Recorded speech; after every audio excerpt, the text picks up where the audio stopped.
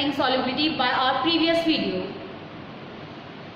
कुछ बच्चों ने रिक्वेस्ट किया था कि मैम आप हिंदी में भी समझाइए, तो अलग से हिंदी का वीडियो बनाने से ज़्यादा बेटर है कि हम इसी वीडियो में हिंदी और इंग्लिश दोनों लैंग्वेज का यूज़ करें। तो मैं कोशिश करूँगी कि आज से जो भी टॉपिक समझाया जाए उसमें हिंदी भी साथ में समझा दी जाए। और वैसे तो आप जानते हैं कि टर्म्स ज़्यादातर इंग्लिश में ही यूज़ की जाती है, चाहे वो फिज़िक्स हो या केमिस्ट्री, लेकिन फिर भी आपको हिंदी के टर्म्स बताने की पूरी कोशिश करूँगी।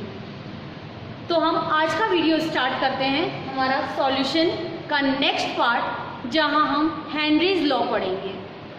हेनरीज लॉ 1803, विलियम हेनरी, जिसने सबसे पहले स्टडी किया था किसी भी गैस को जब लिक्विड में डिज़ोल्व किया जाता है तो उस पर प्रेशर का क्या इफ़ेक्ट होता है, गैस की सॉल्युबिलिटी और प्रेशर के बीच में क्या रिलेशन होता है।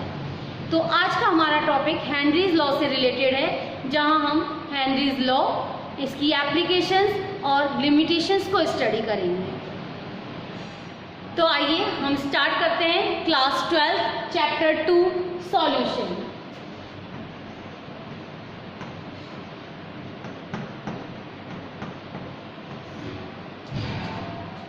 And the topic is Henry's law.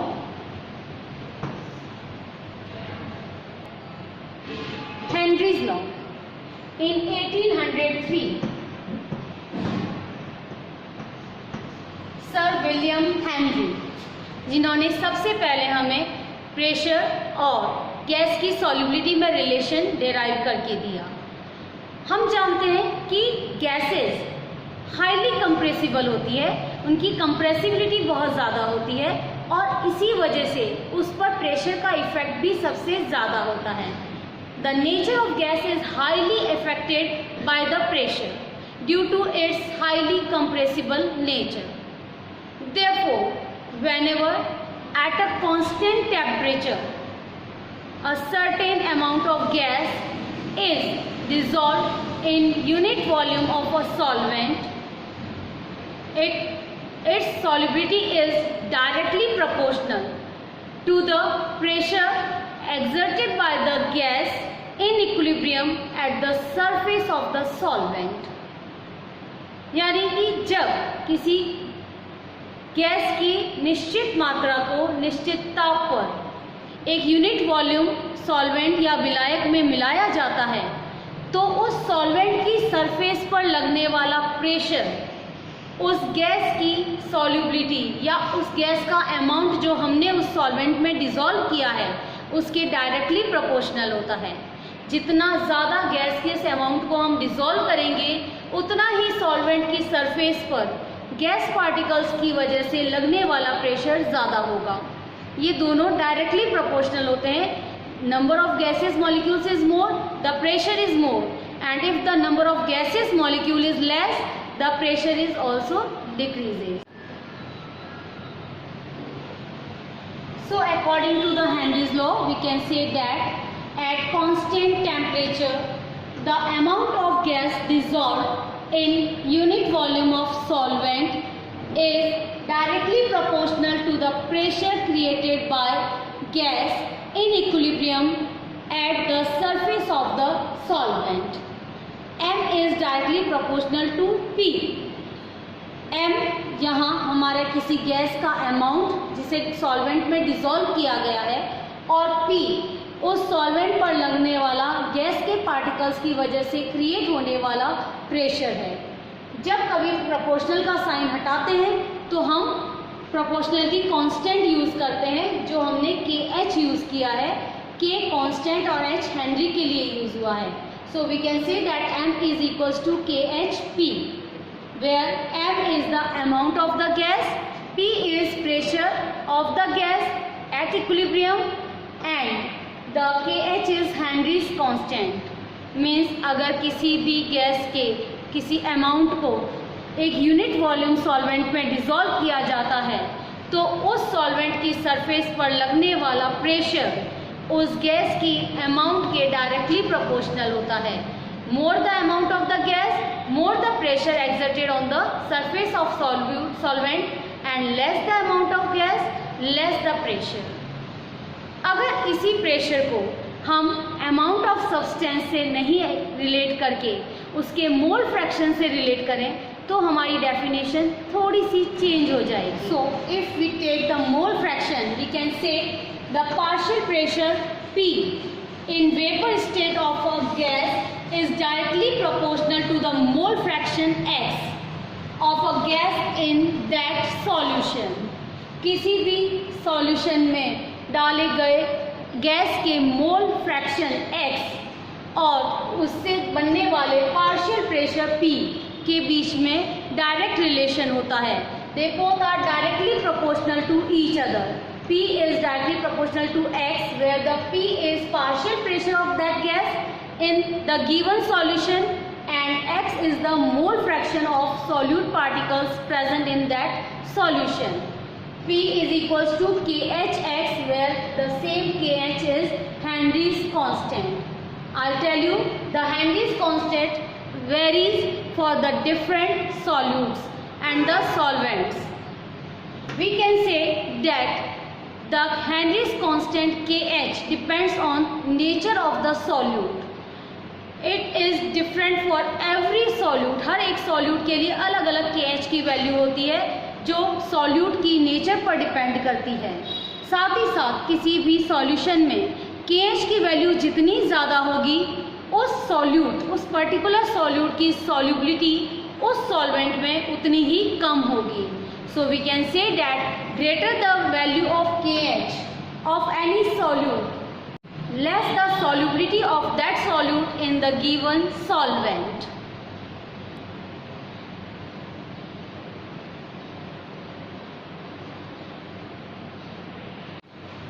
जब हम किसी भी लॉ को पढ़ते हैं तो सबसे पहले दिमाग में स्टक होता है कि हम इस लॉ को पढ़ क्यों रहे हैं, इसका हमारी लाइफ में क्या यूज़ है. तो आइए हम देखते हैं कि हेनरीज लॉ का हमारी डे टू डे लाइफ में क्या यूज़ है. The Henry's law is helpful in understanding a number of biological phenomenas and also helpful in the industries. Today we will just discuss few of them on the basis of our 12th class syllabus. Let us study about applications of Henry's law. आपने अपने घरों में कई बार cold drink की bottles use की होंगी. Cold drink की bottles का कैप सील्ड होता है. ऐसा क्यों? सिंपली बंद करके भी तो दिया जा सकता है जैसे हम वाटर बॉटल्स रखते हैं. और साथ ही साथ आपने देखा होगा एक बार हमने बोतल को ओपन कर लिया, उसकी सील को अनलॉक कर दिया तो हम कोशिश करते हैं कि वो कोल्ड ड्रिंक जल्दी फिनिश हो जाए. उसे हम वाटर बॉटल की तरह या दूसरे शरबत की बॉटल्स की तरह कई टाइम तक सेव करके नहीं रखते. ऐसा क्यों? क्योंकि उसमें जो गैस प्रेजेंट है जिसकी वजह से उसमें फिजिंग होती है, उसका ओरिजिनल टेस्ट हमें सोडा का जो टेस्ट आता है वो टेस्ट लॉन्ग टाइम तक रखने से ख़त्म हो जाएगा. ये ख़त्म कैसे हो गया? क्या हुआ इसमें ऐसा कि उसमें वो जो फ्लेवर जो आ रहा है, सोडा का जो टेस्ट आ रहा है वो नहीं अब आएगा? क्योंकि हमने उसकी सील को अनलॉक कर दिया. उस कोल्ड ड्रिंक या सॉफ्ट ड्रिंक की बोतल में जो फ्रीजिंग होती है, जो उसका सोडा का जो फ्लेवर आता है वो सारा उसमें प्रेजेंट कार्बन डाइऑक्साइड की वजह से होता है. जब तक उस बॉटल को हमने सील रखा है, पैक रखा है, तब तक वो गैस उसमें सॉल्युबल रहती है और उस कार्बन डाइऑक्साइड की सॉल्युबिलिटी के कारण उसका टेस्ट बना रहता है. लेकिन जैसे ही हम बोतल को अनलॉक करते हैं वो CO2 डिज़ोल्व, जो CO2 उसमें कोल्ड ड्रिंक में है वो रिलीज़ होना शुरू कर देती है. कार्बन डाइऑक्साइड की सॉल्युबिलिटी जो उस प्रेशर की वजह से थी, बॉटल में प्रेशर रहने तक उसमें जो CO2 सॉल्युबल थी उसकी सॉल्युबिलिटी कम हो जाती है और वो रिलीज़ होना शुरू कर देती है, जिसकी वजह से कोल्ड ड्रिंक का सोडा का जो टेस्ट है वो ख़त्म हो जाता है और हम कहते हैं कि हमारी वो कोल्ड ड्रिंक या सॉफ्ट ड्रिंक अब पहले जैसी नहीं रही. So the first application of Henry's law is bottles are closed at high pressure to increase the solubility of carbon dioxide in soda water cold drinks. Till the cold drink bottles are closed tightly or they are having high pressure on them, the solubility retains, and as soon as we releases the pressure, the solubility decreases and carbon dioxide evolves out. Now the second application.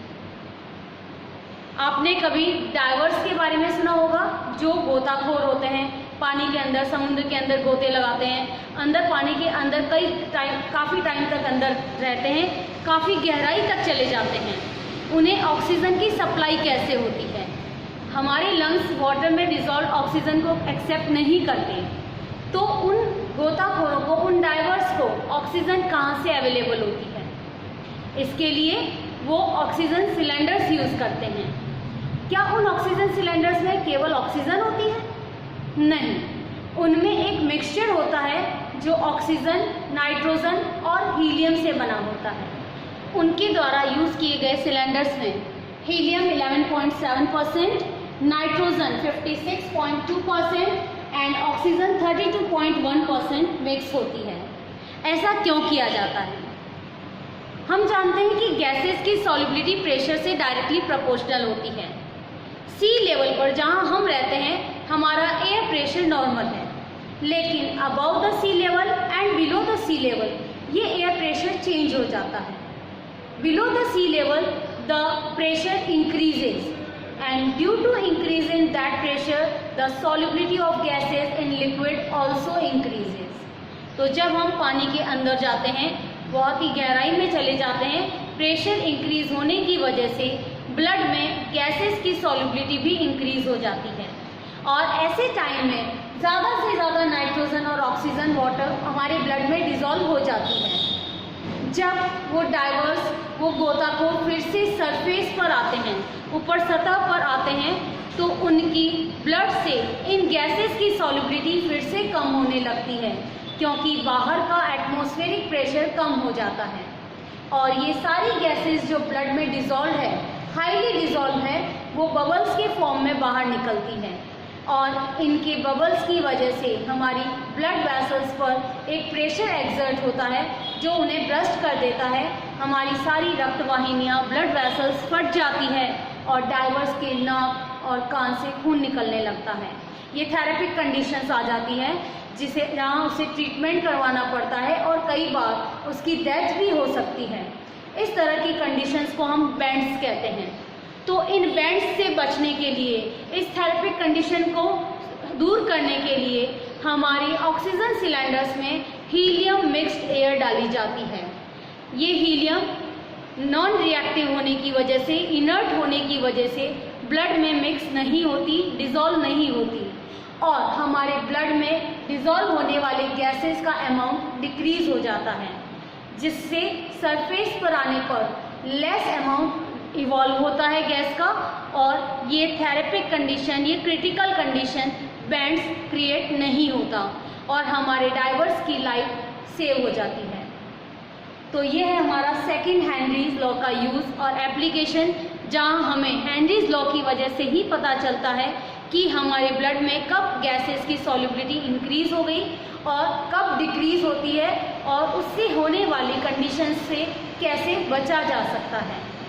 अब हम बात करेंगे तीसरी application की, जो about the sea level या hill stations पर, high altitudes पर हम देखते हैं। जब कोई भी टूरिस्ट हाई एल्टीट्यूड्स पर जाता है तो आपने देखा होगा कि उसकी बॉडी में ऑक्सीजन की कमी होने लगती है, उसे फिर से ऑक्सीजन सिलेंडर्स की ज़रूरत होती है, उसकी बॉडी में एंजाइटी आने लगती है, उसे थकान महसूस होती है, साथ ही उसकी सोचने की, थिंकिंग कैपेसिटी भी रिड्यूस हो जाती है।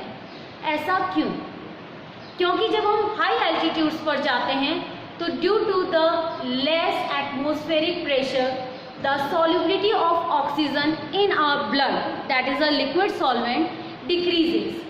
लो प्रेशर की वजह से ब्लड की, हमारी बॉडी में ब्लड में सॉल्युबिलिटी कम हो जाती है और इस लेस सॉल्युबिलिटी की वजह से बॉडी को रिक्वायर्ड ऑक्सीजन का अमाउंट नहीं मिल पाता and due to the deficiency of this oxygen all the body organs do not get appropriate oxygen and we feel anxiety, हमें बहुत थकान सी लगती है और हमारी सोचने की थिंकिंग कैपेसिटी भी रिड्यूस हो जाती है। हमें नहीं अच्छे से समझ में आता कि हमें क्या करना चाहिए, और इसीलिए हम ऑक्सीजन सिलेंडर्स यूज़ करते हैं ताकि हमारी बॉडी के सारे ऑर्गन्स को प्रॉपर एप्रोप्रिएट अमाउंट ऑक्सीजन का अवेलेबल हो सके। So at the high altitudes, the partial pressure of oxygen is less than the surface. So we feel tiredness. The tourist becomes weak and do not think clearly. The condition is known as anoxia. So जब हम hill stations पर या high altitudes पर जाते हैं तो हमारी body में ऑक्सीजन की कमी की वजह से थकान आ जाना, सोचने की शक्ति का कम हो जाना, इसी कंडीशन को एनॉक्सिया कहा जाता है। तो इस तरह से हमने समझा कि हेनरीज लॉ का हमारी डे टू डे लाइफ में क्या यूज़ है, हम कैसे हमारे सिंपल बायोलॉजिकल फिनोमिनास को हेनरीज लॉ की हेल्प से क्लियरली समझ सकते हैं और आने वाली क्रिटिकल कंडीशंस से या क्रिटिकल सिचुएशंस जैसे बैंड्स, एनॉक्सिया से बच सकते हैं। तो अब हम बात करते हैं हेनरीज लॉ की लिमिटेशंस। हर लॉ की कोई लिमिटेशंस होती है, तो इसी तरह से हम हेनरीज लॉ की लिमिटेशंस को भी स्टडी करेंगे। लिमिटेशंस ऑफ हेनरीज लॉ, ऐसी कौन कौन सी कंडीशंस हैं जहां हमारा हेनरीज लॉ प्रॉपरली वर्क नहीं करेगा या हम उसके बारे में स्टडी नहीं कर पाएंगे। ऐसी कौन सी सिचुएशंस हैं जहां हेनरीज लॉ का कॉन्सेप्ट को नहीं समझा जा सकता। तो ये है हमारी कुछ ऐसी कंडीशंस जहां हेनरीज लॉ प्रॉपरली एक्सप्लेन नहीं होता है। So the limitation is temperature should not be very low, temperature बहुत कम नहीं होना चाहिए। We must have appropriate temperature for the study of Henry's law. The pressure should not be more, बहुत ज़्यादा हाई प्रेशर पर नहीं होना चाहिए। बहुत ही हाई प्रेशर होने पर हम हेनरीज लॉ के कॉन्सेप्ट को एक्सप्लेन नहीं कर पाएंगे। Then the solubility of gas should be low in the solvent. हमारे किसी भी सॉल्वेंट में सॉल्यूट पार्टिकल्स की सॉल्युबिलिटी कुछ कम होनी चाहिए। सिंपल सा कॉन्सेप्ट है, जब बहुत ज़्यादा हाई सॉल्युबिलिटी होगी, सॉल्यूट के पार्टिकल्स किसी सॉल्वेंट में बहुत ज़्यादा होंगे, हाईली कॉन्सेंट्रेटेड होंगे, तो उनकी स्टडी करना डिफ़िकल्ट हो जाएगा। So they must not be very high in amount. The solubility of gaseous particle in solvent must be low. Then the gas molecules should remain same in their liquid or gaseous state. What does this mean? This means that the gaseous particles should not get dissociate or associate in the solvent. Gaseous particles को solvent पे डालने पर वो आपस में जुड़ने या उनका ब्रेक डाउन नहीं होना चाहिए, उनका एसोसिएशन और डिसोसिएशन दोनों ही ना हो, जैसे हैं वैसे ही रिटेन करने चाहिए, तभी हम हेनरीज लॉ को क्लियरली एक्सप्लेन कर पाएंगे। These are the limitations of Henry's law. Hope you are able to understand. Then in our next video we'll discuss about the ideal solutions, non-ideal solutions and the Raoult's law. Thank you.